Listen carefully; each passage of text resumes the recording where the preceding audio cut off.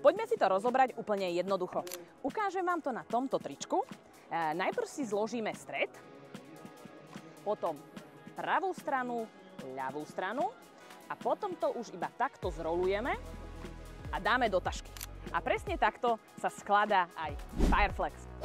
A hlavne, my vieme, že je ťažký, ale nikdy ho nešúchaj po zemi. Už sa nám totiž stalo, že to niekto roztrhol a to fakt nechceš. Fireflex je samonosná nádrž, leješ vodu a sama sa postaví.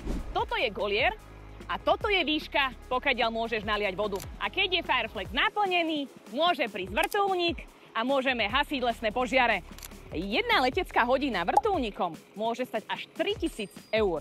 Hlavne Fireflex napúšťame čo najbližšie k požiaru, lebo takýmto autom sa tam nedostaneme do terénu. Trimone usilujeme o to, aby ľudia mohli urobiť maximum, keď ide o sekundy.